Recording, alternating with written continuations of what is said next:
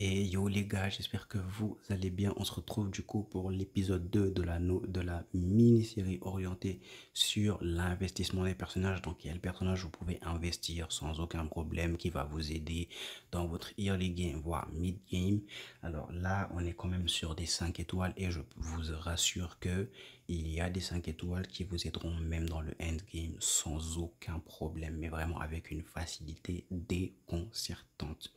Je sais que les ressources sur le jeu sont très très importantes. Je sais que vous voulez faire les bons choix.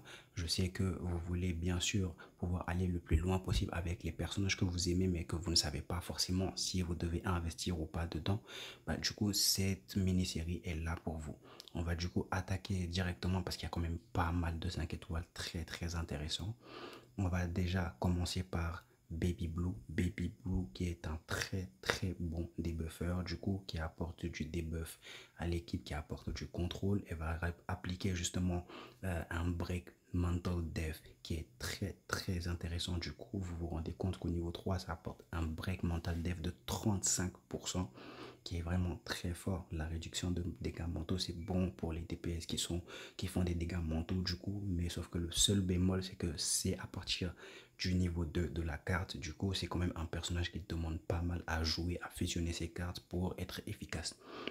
Son skill 2 est quand même très très très très intéressant parce que vous vous rendez compte que les deux skills du personnage font du debuff. Du coup, là, on est sur déjà un break damage, c'est-à-dire qu'elle va réduire les dégâts que vont infliger les ennemis, mais en plus augmenter les dégâts que ces ennemis vont subir. Et c'est d'autant plus puissant que bah, c'est sur tous les ennemis justement qui sont en face. Donc c'est vraiment très fort. C'est un personnage qui est excellent. Là, la vidéo, bah, elle va être quand même un peu longue parce qu'on a quand même pas mal de personnages à parler. Du coup, je ne vais pas forcément m'attarder sur les insights, sur les portraits, etc., etc., etc. On va aller vraiment rapidement. Balloon Party, qui est un très, très, très, très bon personnage en early et en late game, qui est très forte, qui apporte du heal, du counter, etc., etc., des buffs de réduction de dégâts, etc. Le personnage est très solide. Elle va apporter de la réduction de dégâts à tous les alliés.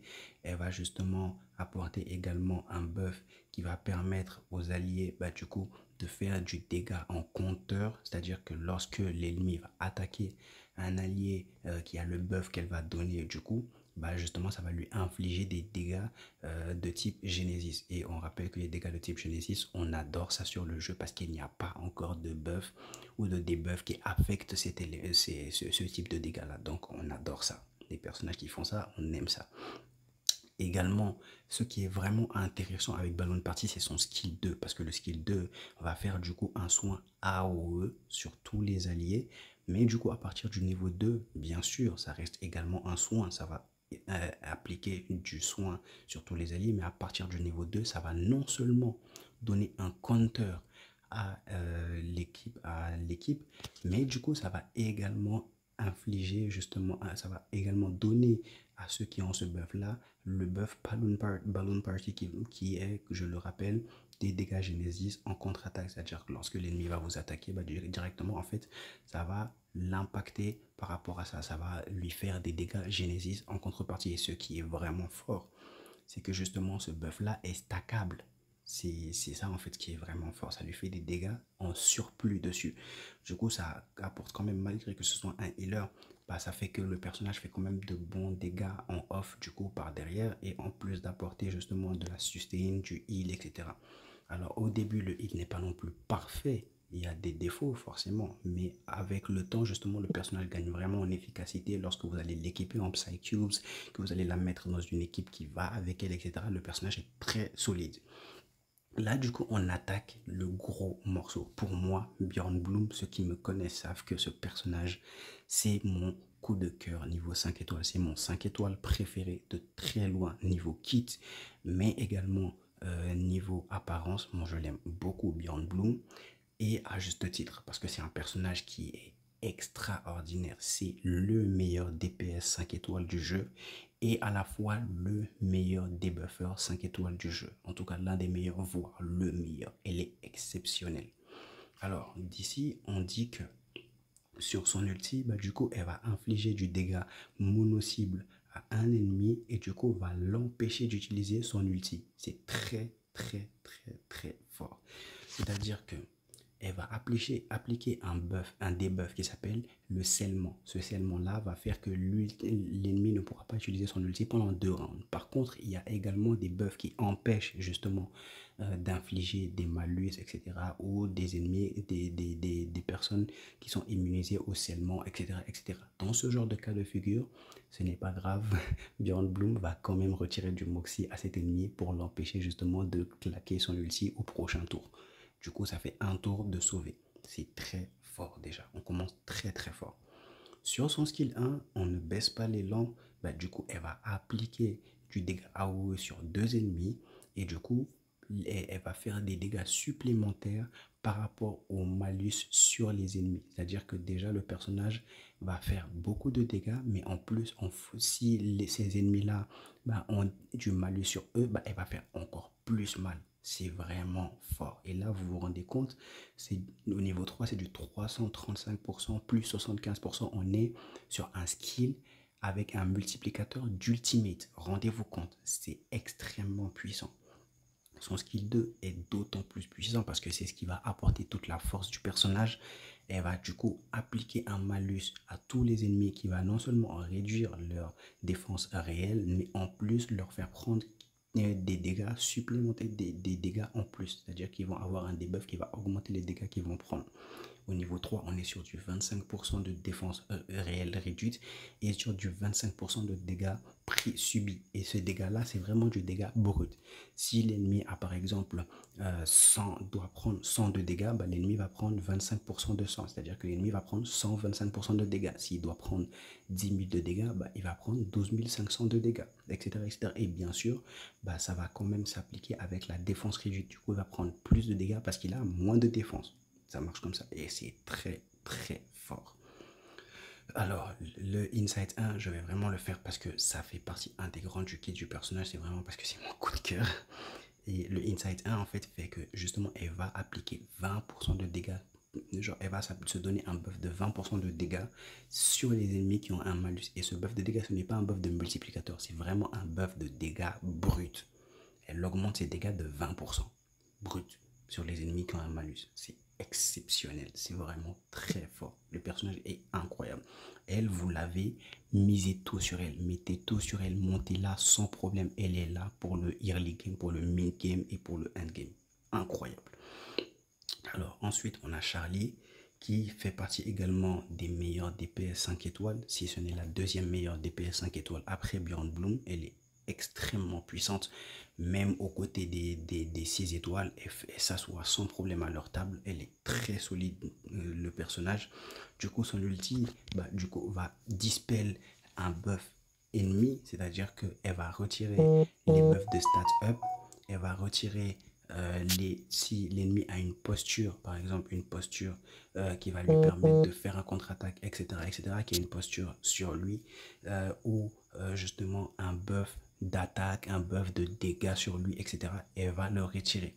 Si également l'ennemi a un effet de counter comme ce que pose Balloon Parry, elle va le retirer. Et à la suite de ça, faire une attaque AOE sur tous les ennemis.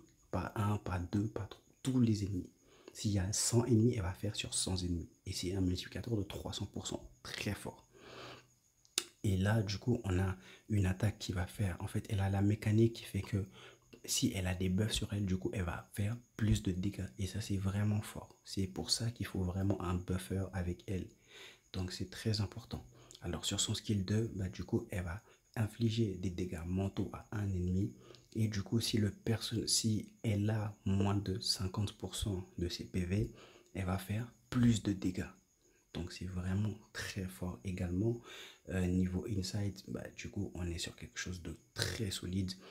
Du damage taken moins. Du coup, elle va comment dire, elle va prendre moins de dégâts, du coup elle va augmenter sa défense critique, etc., etc. Le personnage est vraiment fort et à noter que c'est vraiment l'un des personnages qui a le plus besoin quand même de son ulti, de ses portraits, parce que ça apporte vraiment énormément de changements au personnage. Le personnage est quand même très fort même sans portrait, mais il faut noter que c'est vraiment solide.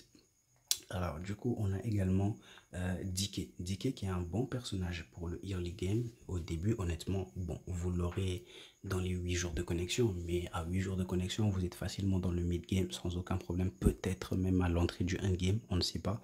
C'est possible, mais du coup, c'est un personnage qui est très bon, honnêtement, qui fait du DPS, qui fait du heal. Elle apporte du dégât à l'équipe, elle apporte justement de la purification, de l'immunité, elle apporte des dégâts sur son S1 qui ne sont pas négligeables avec du dégât Genesis en plus. Elle apporte du soin AOE, du coup, un très bon soin.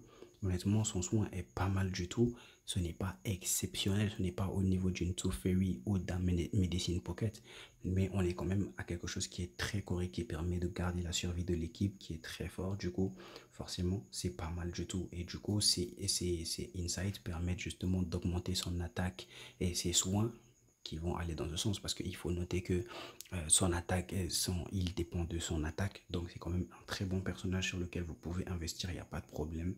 Je ne vais pas vous dire d'aller jusqu'à son Insight 3, ça je ne peux pas me le permettre de vous dire, mais du coup, au moins Insight 2, le personnage est quand même très intéressant, sans problème. Alors, on continue avec un personnage du coup qui va venir plus tard. Alors, Prideway l'a mal noté, mais honnêtement, moi je trouve le personnage extrêmement intéressant parce que c'est un des pivots de la team Poison qui est pour moi l'une des meilleures teams de tout le jeu, qui est une équipe très très intéressante. Et du coup, c'est un personnage qui va du coup apporter du malus, qui va apporter du poison aux ennemis, qui va apporter un peu de dégâts, qui va justement réduire la résistance critique. Et notant que les dégâts de poison influent sur la résistance critique. Donc si un ennemi a moins de... Ça, les dégâts peuvent crit, je veux dire.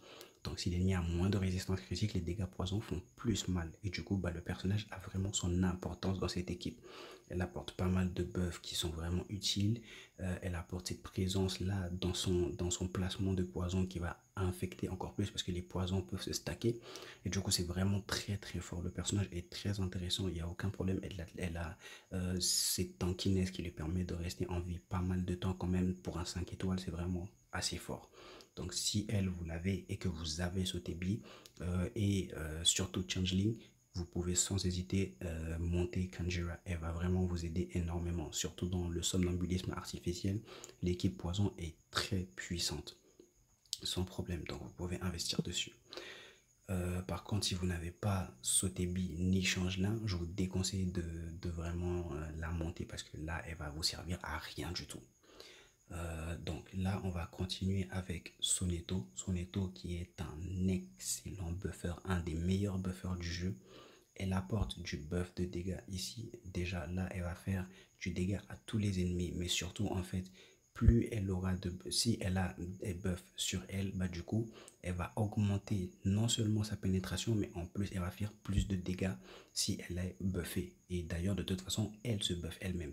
Ce qui est très intéressant avec le personnage, c'est qu'à partir du niveau 2 de son S1, bah du coup, elle fait en fait le disarm. Et le disarm, c'est quoi? C'est d'empêcher les ennemis d'utiliser les attaques, plutôt les attaques, mais pas toutes les attaques en soi. C'est les attaques qui font de l'attaque, qui ne font pas de malus, par exemple, etc. etc. C'est-à-dire les attaques brutes, comme par exemple là sur son niveau 1. Donc là, ce type d'attaque-là, elle va empêcher les ennemis de les utiliser. Et ça peut vous sauver la vie, honnêtement, parce qu'il y a des niveaux où certains ennemis font très mal et vous pouvez voir qu'il y a un ennemi qui va faire 3 attaques enchaînées. Vous le sentez passer, tu vois.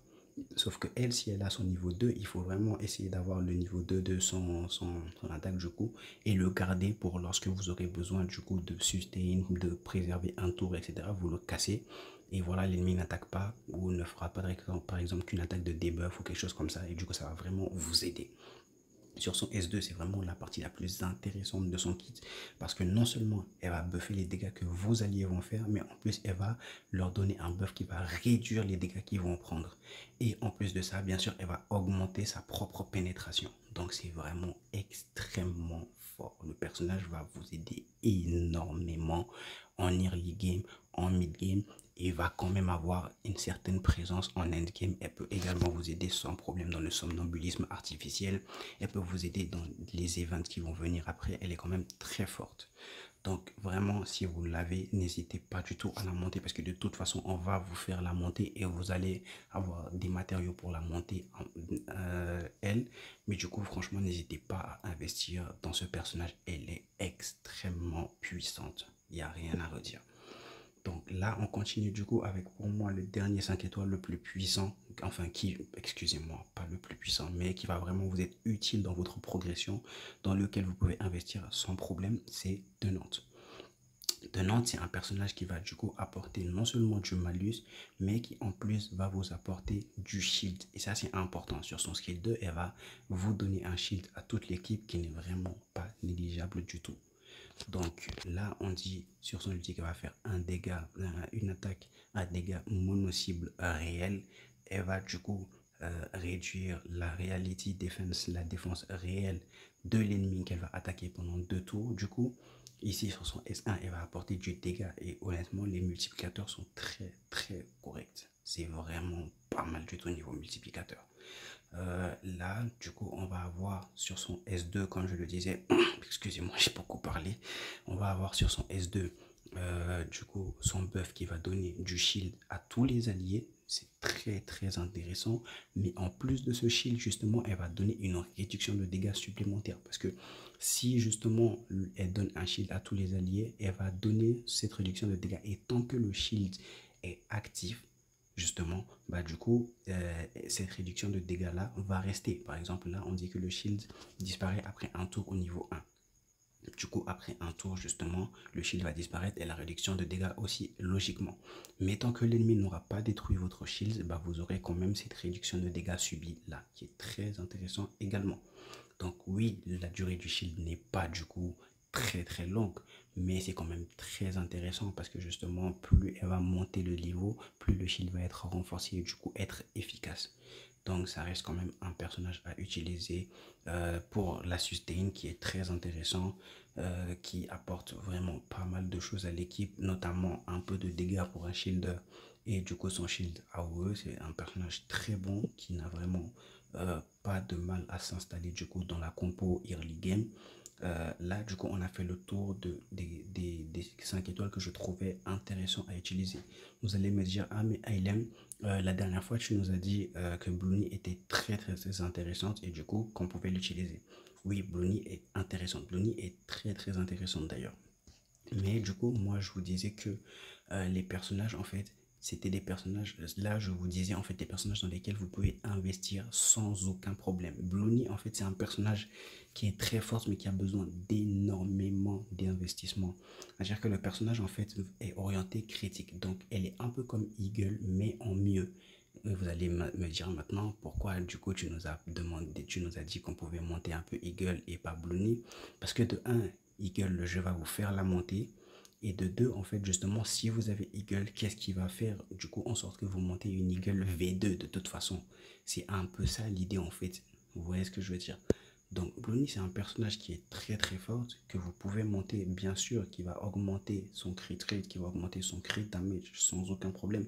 Si vous l'avez, du coup, vous pouvez la monter, il n'y a pas de problème. Mais moi, je ne l'ai pas forcément proposé parce que je me dis que si vous avez déjà monté justement Eagle, pourquoi vous allez forcément monter Bloonie pour le moment alors que vous avez d'autres types de personnages à monter à côté? C'est un peu la logique que j'ai suivie. Donc voilà un peu ce que j'avais à dire sur les personnages 5 étoiles du coup par rapport à ceux qui sont intéressants à mon avis. Et du coup vous dire, bah voilà, si vous avez ces personnages, n'hésitez pas à investir en eux. Ils sont très très puissants. Ils vont pouvoir vous aider non seulement pour le début du jeu, mais pour le build game et pour certains pour le end game. Donc n'hésitez pas à regarder cette vidéo encore et encore si vous en avez besoin pour essayer de comprendre un peu plus. Et si vous n'arrivez pas forcément à comprendre toujours les petites subtilités de certains personnages, bah, les commentaires sont là. Vous pouvez m'envoyer un message sur Discord par exemple ou me faire un commentaire là en bas de la vidéo pour me demander par exemple ce que vous n'avez pas compris, etc. La vidéo a assez duré, on est sur 19 minutes. Moi, je vais pas faire durer encore plus longtemps. Je suis vraiment désolé, c'est vraiment une manie longue vidéo. Mais du coup, bah, je vais vous dire, bah, si vous avez aimé la vidéo, un petit like comme toujours, le petit abonnement pour ne pas manquer les prochaines vidéos. Et évidemment, bah, je vais vous dire au revoir, à la prochaine. Tchuss.